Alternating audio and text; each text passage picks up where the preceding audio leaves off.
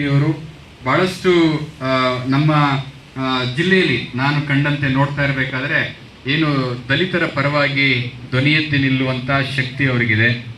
ಅದೇ ರೀತಿ ಅವರ ಕಾರ್ಯವೈಖರಿ ಮುಂದುವರಿದೆ. ಯಾಕೆ ಅಂತ ಹೇಳಿದ್ರೆ ಎಲ್ಲೋ ಒಂದು ಕಡೆ ಯಾವ ಕಚೇರಿಗೆ ಹೋಗ್ಬೇಕು, ಹೆಂಗೆ ಕೆಲಸ ಮಾಡಿಸ್ಕೋಬೇಕು ಅಂತ ಗೊತ್ತಿಲ್ಲದೆ ಇರೋರಿಗೆ ಕೈ ಹಿಡಿದು ಕರ್ಕೊಂಡು ಬಂದು ಕಚೇರಿಗೆ ಕರ್ಕೊಂಡು ಬಂದು ದಾರಿ ತೋರಿಸೋದು ಭಾಳ ಮುಖ್ಯ. ಯಾಕೆಂದರೆ ಎಷ್ಟೋ ಜನಕ್ಕೆ ಇವತ್ತಿಗೂ ಕೂಡ ಗೊತ್ತಿಲ್ಲ ಯಾವ ಕೆಲಸ ಯಾರ ಹತ್ರ ಹೋಗ್ಬೇಕು, ಹೆಂಗಾಗಬೇಕು, ಅನ್ಯಾಯ ಆದಾಗ ಹೆಂಗೆ ಧ್ವನಿ ಎತ್ತಬೇಕು ಅನ್ನೋದು ಎಷ್ಟೋ ಜನಕ್ಕೆ ಗೊತ್ತಿರೋದಿಲ್ಲ.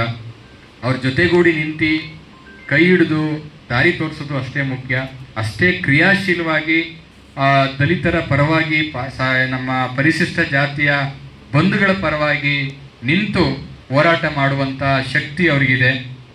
ಅದೇ ರೀತಿ ಸಾಮಾಜಿಕ ಕಳಕಳಿಯನ್ನು ಅವರು ದೇವರು ಅವರಿಗೆ ಕೊಡಲಿ ಅಂತ ಹೇಳ್ತಾ ಅವರ ಕುಟುಂಬದವರಿಗೆ ಅವರಿಗೆ ದೇವರು ಇದೇ ರೀತಿ ಕೆಲಸ ಕಾರ್ಯಗಳನ್ನು ಮಾಡುವಂಥ ಶಕ್ತಿಯನ್ನು ಮತ್ತಷ್ಟು ಪ್ರೇರಣೆ ನೀಡಲಿ ಅಂತೇಳಿ ಭಗವಂತನಲ್ಲಿ ನಾನು ಪ್ರಾರ್ಥನೆಯನ್ನು ಮಾಡಿಕೊಂಡು ಈ ಒಂದು ಕಾರ್ಯಕ್ರಮಕ್ಕೆ ಬಂದು ಒಂದೆರಡು ಮಾತಾಡಲಿಕ್ಕೆ ಅವಕಾಶ ಮಾಡಿಕೊಂಡಂತ ತಮಗೆಲ್ಲರಿಗೂ ಕೂಡ ವಂದಿಸಿ ನಾನು ಮಾತು ಮುಗಿಸ್ತೇನೆ.